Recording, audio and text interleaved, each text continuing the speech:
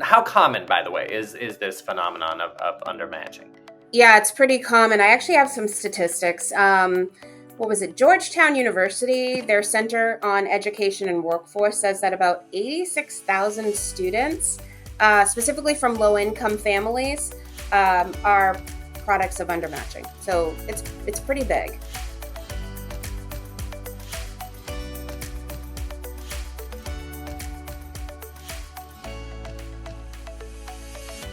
Hi, everyone, and welcome to the MEFA podcast. My name is Jonathan Hughes, and you just heard from our guest on the show today, Cicily Shaw.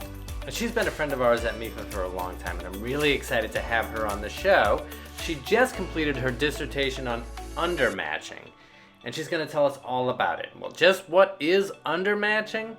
Well, again, I'll let her tell you about it, but I really enjoyed this conversation because I learned a lot from it. And so this is one of these shows where we talk about an important, far-reaching topic that affects a lot of students that is not really widely understood. So if you want to understand better what's involved with matching students to the right colleges and careers, why it sometimes works and why it sometimes doesn't, take a listen. I'll be back with the wrap-up afterwards, but for right now, let's let our guest introduce herself. Okay, so my name is Cicily Shaw. I am the Director of College Counseling at Thayer Academy, which is located in Braintree, Massachusetts. The topic we're going to talk about today is really close to my heart. I am a first-gen college student myself, so really excited to be here. Well, let's talk about that then before we get into it, because another thing I often ask people is, what is your educational journey been, and what has kind of brought you to this point in your career?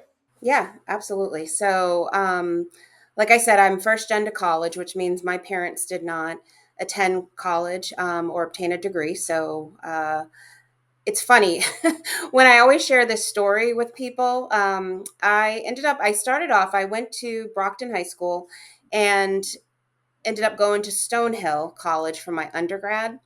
It was my unfortunate experience in the beginning with my school counselor that almost didn't have me end up at Stonehill because of the way that I was counseled.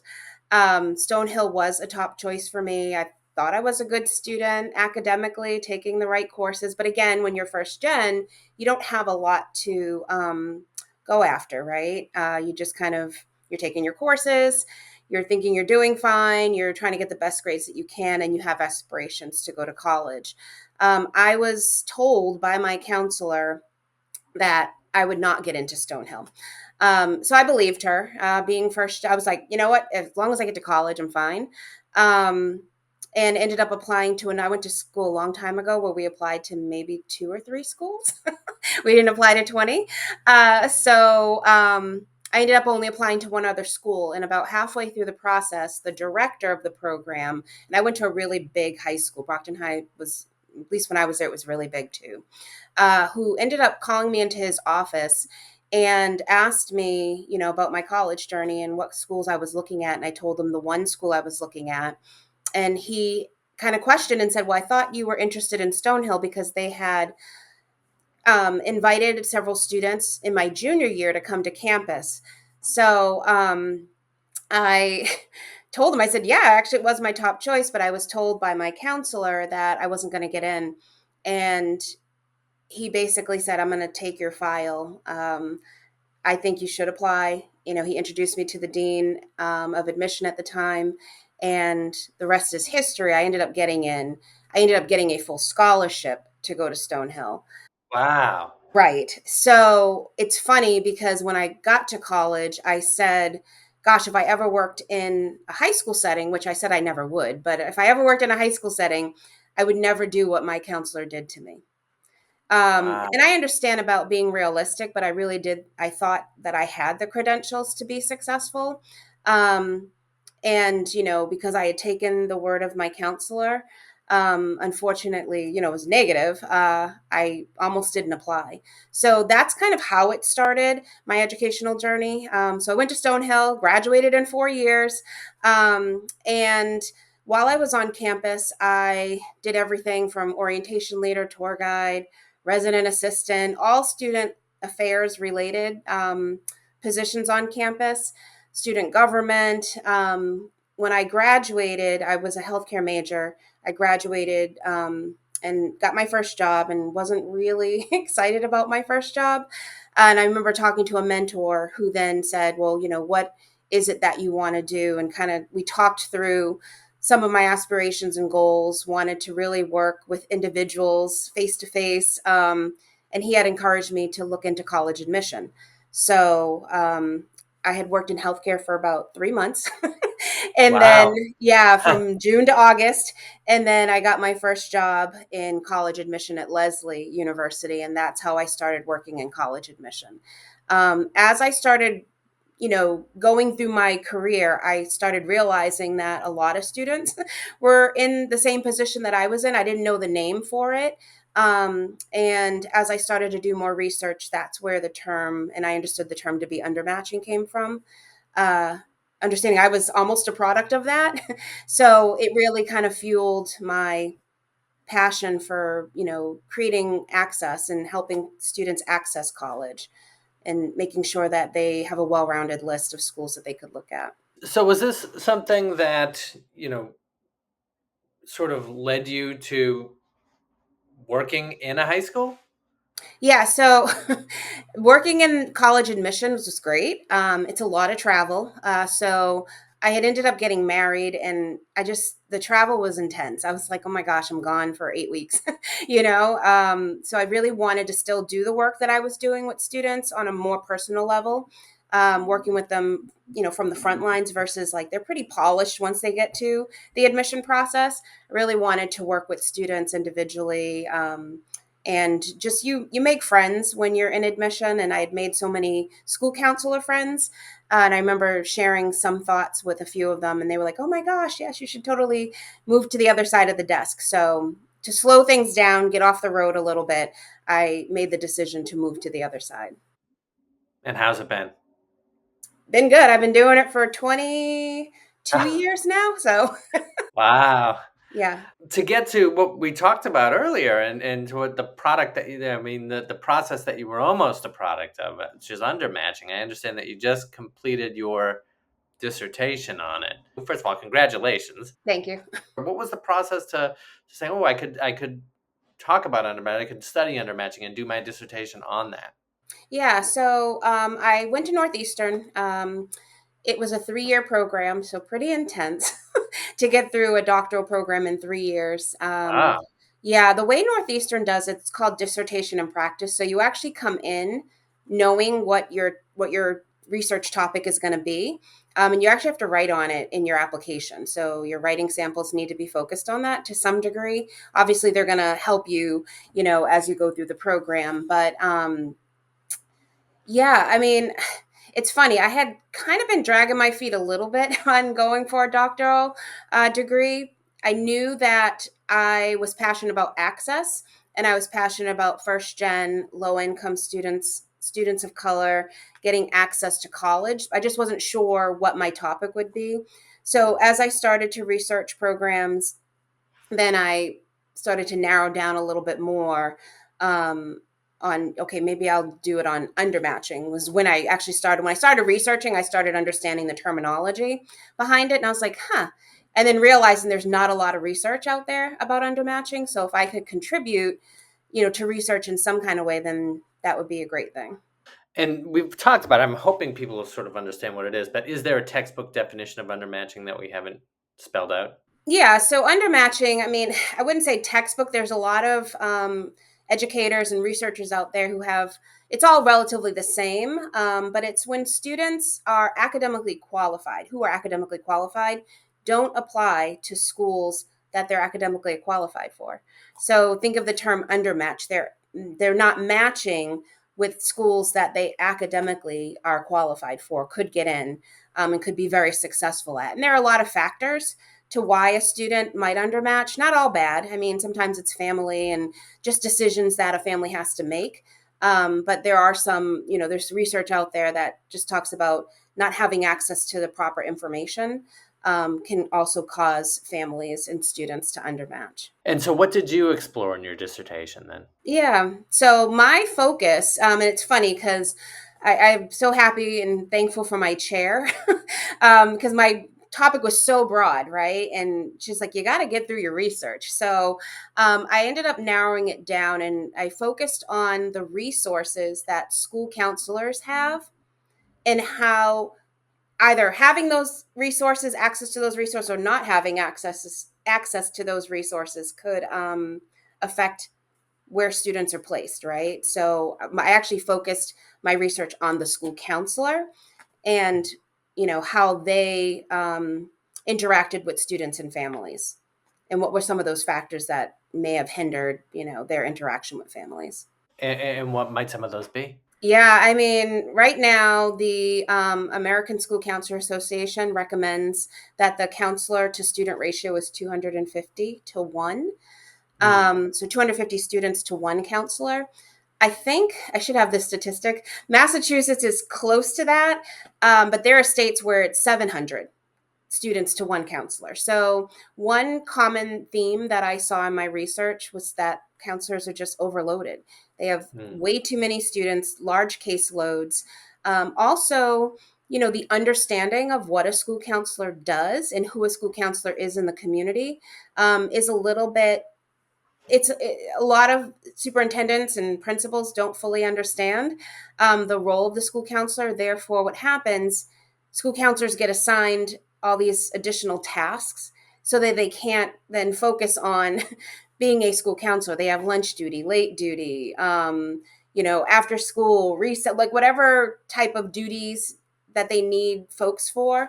They're putting school counselors in those spaces where then they don't have the opportunity or the time to actually meet with students because they're filled with duties.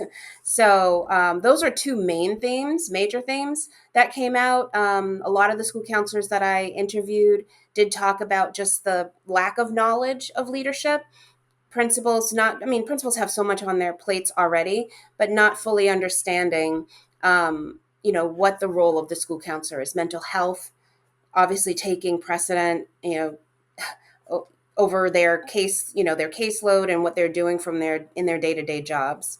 How common, by the way, is this phenomenon of undermatching? Yeah, it's pretty common. I actually have some statistics. What was it? Georgetown University, their Center on Education and Workforce, says that about 86,000 students, specifically from low income families, are products of undermatching. So it's pretty big. There was a study done, it was a while ago, so it might be a little bit outdated data. And this is what I mean when I got into my program, realizing there's not a lot of research out there. Is research, but there's not a lot of research about this topic. And it's like on a national average, like 40% of students undermatch. So Wow, it's pretty prevalent. wow, that is surprisingly high. It's very high. And are there certain groups of students who are more likely to be undermatched? Yeah, so typically low income, first gen, and students of color tend to be. While undermatching affects all students, but those three populations tend to be the main populations that are affected by undermatching. Is there something to sort of alert the student that that they're in interactions with their counselors they may be being undermatched, and what should they do about that?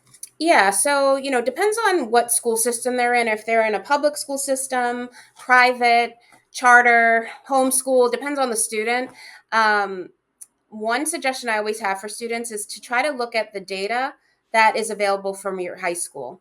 So in my high school, we use different platforms where students can go in and actually see statistics of like what percentage of students are getting into certain types of schools, what were their GPAs, SAT scores, whatever testing scores, so that they can kind of see, okay, I have this GPA and this test score. Not that that's a guarantee because it's never a guarantee for admission, but it gives students a sense of whether or not they're competitive for a specific school. Um, I've met with so many students over my career that are superstars, and you start to recommend a few schools for them, and they're like, oh, okay, I don't know if I would get into that school because they're not even thinking that they're that qualified. And I'm like, you have a 4.0 GPA, you should definitely look at this school, especially if they have the program that you want. I'm not a big supporter of just putting schools on the list because of name recognition. They really do need to make sure they fit. So a way that students can find out, I think for the most part, counselors do a great job. It's just the resources, right? Depending on the school system, they don't have the time to invest the way that they should, right? If the schools in districts could support them in the way that they need to. But again, access to data from the school. So finding out what platforms the high school uses, whether it's like a score, which is an online platform, what are they using to track data for students who have gotten in, and seeing if students can get access to that information. Also, just talking to the admission officers. So taking ownership over their own process is really important. I think the concept of a high school student talking to an admission officer can be a little daunting and scary, but really encouraging students to take ownership over that process and ask questions. Find out who your admission counselor is. Let them know what your situation is. Share some of that information, like your grades and test scores and types of courses that you're taking early on in the process as you're researching schools. Can really help students to see, is this a good fit for me or not? And then on the other side of that, do you have any advice for counselors? I mean, I know you mentioned that there's not really much you can do about a heavy workload and things like that, but is there anything that they should be keeping in mind? Yeah, absolutely. So there are different steps that counselors can take. One is really bringing the family on board, because undermatching isn't, I don't want to make it seem like, oh, it's the counselor that is the problem, because it's not necessarily. Um, Sometimes it's family. Sometimes, the school that might be the best fit for a student might be further away from home. And that student might have some responsibility at home and may feel like it might be challenging to leave their home. Or families might be nervous about their son or daughter or their child going away to college. So the earlier you can engage the family, the better counselor is going to be off. Having specialized programming for specific populations of students. So if you know that you have a large number of first gen students, maybe doing a special workshop for first gen students, just because they may not necessarily have the same resources or access that a student whose family has gone to college would have. Community-based organizations are amazing partners. So if a counselor is, in a community or a school setting that, they have 500 students, to try to partner with some of those community-based organizations that are focused solely on helping students access college. Um, Print material, so anything that they could put in print, creating small videos, anything that makes it accessible for students and families to understand the process. um, I would recommend. People can have all sorts of ideas as what makes one college a better college than another college to go to, and sometimes even just being more expensive may communicate that to a family incorrectly, but it may do that. Um, how do we help students? I mean, I guess this goes back to your initial story of, um, matching students up to colleges that they do fit with if they're not sure. So I think it's some self exploration. Well, I know that it's some self exploration that has to happen. A lot of times, students just know colleges by the name or a friend that went there, or sports. I mean, I'm just trying to think of all the different ways students come in contact with colleges, but they never step foot on a college campus. That to me, and I always tell my students, is kind of like a big no no. You never want to attend a school without having stepped foot on campus. So visiting is really important. When that happens in the process, it really depends on the family and the availability, and depending on where the college is located. But there are a lot of ways that students can get a sense of what a campus might feel like.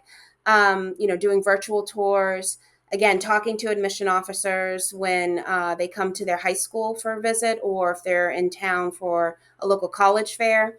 Um, Seeing if they can contact current students. Also asking their school counselor if there are students from their high school that go to the college that they're thinking about, so that they can ask them questions, because usually students who graduated from your high school can give you a sense of the type of community in comparison to the high school community, right? So the college community versus that high school community. Um, One other little nugget, and hopefully colleges don't cringe when I say this, but and a lot of families don't know this, but there are schools that do fly-in or bus-in programs. So if finances sometimes can be a little more challenging to get to a school, it doesn't hurt to ask an admission office if they have a fly-in or a bus-in program. Sometimes colleges may say, we do, or no, we don't have a program, but we do reimburse up to a certain amount for a plane ticket, just for the student, typically, not for the whole family. um, so I think just getting on a college campus, getting on those college websites, it's really important to get on the college website, because that's where the most up-to-date information from the college is going to be, is on their actual website. I think using things like College Board and other search tools are good to start with, but you always want to end up on that college website. Um, Other things, I mean, you mentioned something about the if it costs more, it probably is better. Not necessarily always the case. We're finding schools now, I think starting this year, north of like 80,000 a year for tuition and room and board. Just because a college is 80,000 doesn't mean that it's going to be amazing, but it doesn't mean it's going to be bad either. Um, and just because a college is 20,000 doesn't mean that's the best fit either, right? So this is where that research comes in. So my encouragement to families is to start early, going to those college fairs, asking those questions. Oftentimes at college fairs, there's individuals that are there that can help answer questions and help you navigate the fair. So if you're a first time, fair attendee and you're like, I don't even know where to begin, there usually are someone on site that can help students navigate and just figure out how they should start and what questions they should ask colleges. I'm trying to think of what else might be helpful with fit. I mean, there's a whole nother podcast on financial fit, I would think. But also not getting so caught up in a school that you're leaving that school with $150,000 in debt. Just to say you went to that school. There are over 4,000 colleges and universities, right? So there are a ton of options. But I also don't want students to, not look at schools because of the sticker price. I think you have to have a nice, healthy, variety of colleges on your list. So schools that maybe have that 80,000, sticker price because they have the program, because you've checked their stats, they're graduating students in 4 to 6 years. Students are getting jobs. Like, it's really important. I say when I'm meeting with students, I tell them they need to dig deeper in their research. And what I mean by that is not just looking at the surface, like, oh, they have a great athletic program. Oh, the residence halls are beautiful. Oh, it's near the water. That's pretty superficial. But start to dig a little deeper. Okay, this is my major. What percentage of students in my major graduate? And then what percentage of those students are getting jobs? Are they going on to grad school? So what's like the return on investment is the new kind of hot term. But what is that return on investment? I know some people cringe with that statement, but it's important, right? It is an investment. And you want to make sure that it's not just, I'm going to this school because of the name, but they don't have any of the things that I want. And students in that program don't even end up graduating in that program. They start out, but they don't finish. Like, those are all the things that you families want to be asking, and students should be looking at. I want to bring it back before we go to your research. In your dissertation, what do you think was the main thing that you learned, or the most salient thing that you learned in the course of your dissertation? Yeah, it's interesting because when I started, I wanted to focus on the student and the student experience. And, through many conversations with my chair, she was like, have you considered, never told me I needed to go one way or the other, but have you considered looking at it through the lens of the school counselor, which, I mean, I'm a school counselor, but I work at a private school. All of my experience has been in private education. And my focus really was on public. Public and rural. Those were the two communities that I focused on with school counselors. And even though, like, it's weird, even though I knew the information because you have friends who are school counselors, when you actually do the research and you're crunching numbers and you're coding and you're like, whoa, and you're seeing the themes coming off the page, it's really, how do we support public school counselors so that they can get that story out? How do we help superintendents and school boards, right? So those in leadership really understand the need, right, to readjust caseloads, to readjust job expectations, really helping school counselors to focus on their job and not on these other tasks. That was one theme, like I said earlier, but one theme that came out really loudly in my research was that school counselors are tasked with so many different things that by the end of the day they're like, I want to meet with students, but I can't, right? I can't meet with every single student, one, because it's impossible, two, I'm trying to balance all of these other tasks that have nothing to do with my job. Is there anything that you'd like to say before we go? I mean, I think just, encouraging students to look at, I mean, I know MEFA does some really great webinars and has some great resources, but really for students, for families, anyone listening to this, to look at the resources, trusted resources, right? MEFA is definitely one. Going on College Board, it's a trusted resource. There's NACAC, which is the National Association for College Admission Counseling. Some really great resources for families to get a sense of, what should I be doing? When should I be doing it as far as the college process is concerned? And also, for students who may be first gen, who may be low income, who may be questioning, if they're going to get into college or not, to not sell themselves short. You're in high school. If you're doing well, you're taking the courses you need to take, you're focused in your classes, you have a good relationship with your teachers. I think the sky's the limit, and I really want to encourage students to reach for the stars. Really, honestly, And anything for counselors? anything for counselors. I think educate yourself. And I'm not saying counselors aren't educated, but just as much as you can, get involved in professional development. If you can get out of the building to do professional development, really try to do that.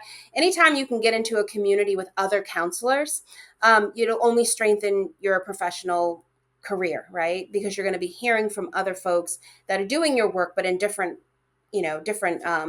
communities. So that would be my one piece of advice is, get out there, get involved in professional development so that when you're doing your job, you can serve your students to the best of your ability. Well, it's always a pleasure to talk to you, Cicely, and I'm so glad that you're here to talk to us on the show. Great. Thank you so much.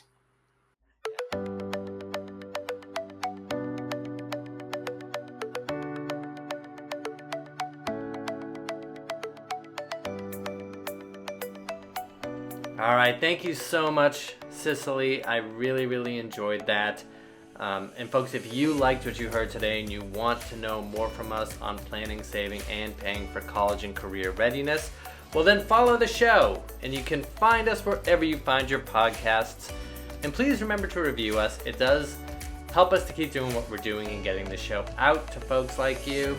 I want to thank our producer, Sean Connolly. I want to thank AJE, Lisa Rooney, Lauren Dans, and Meredith Clement for their assistance in getting the show posted. Once again, my name is Jonathan Hughes, and this has been the MEFA Podcast. Thank you.